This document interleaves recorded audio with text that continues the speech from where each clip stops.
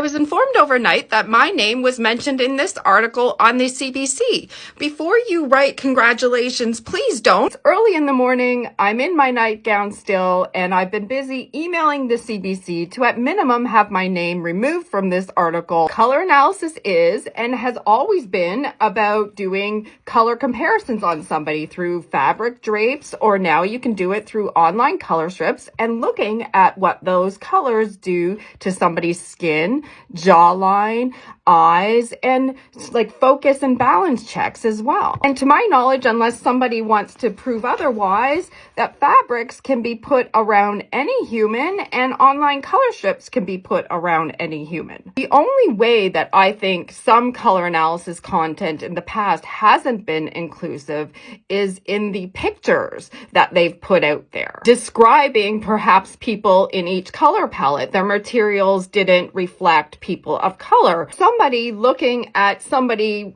in pictures or even in person without doing color comparisons on somebody really isn't doing color analysis. They're looking at somebody with bias and making some judgments about somebody. If you've been color analyzed when somebody just looks at your pictures or looks at you without doing color comparisons, newsflash, that is not color analysis. I understand diversity, equity, and inclusion is a really important topic. I personally can only post what I have client permission to post, and I do my best based on the permissions to produce content that is as diverse, inclusive, and equitable as possible. I am not a person of color, and so I can't understand people of color's experience, but I can tell you that I am absolutely disgusted that my name has been attached to such an article.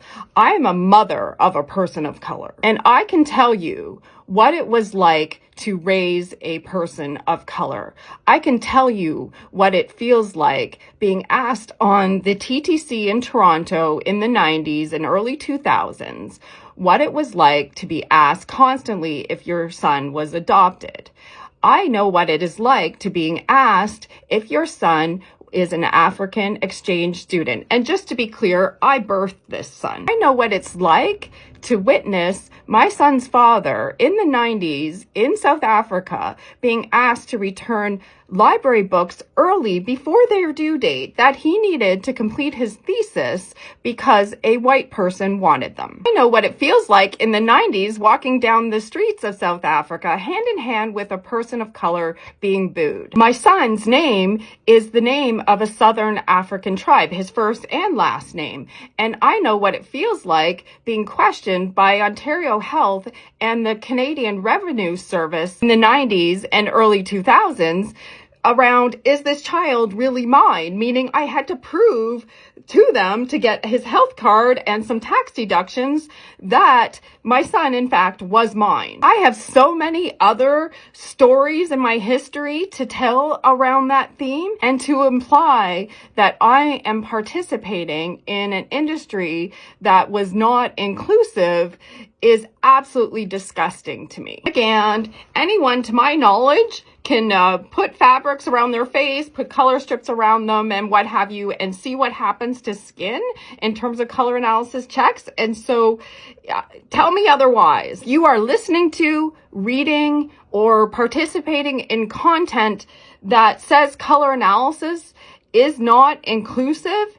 It means to me that you are not listening to or discussing things with an accredited color analysis professional who has attended training. And if you are a color analysis content creator, it could be an online content creator or perhaps a book, please ensure your pictures include people of color and are very representative of the populations in this world. Of course, with appropriate permissions to produce such content from the person pictured.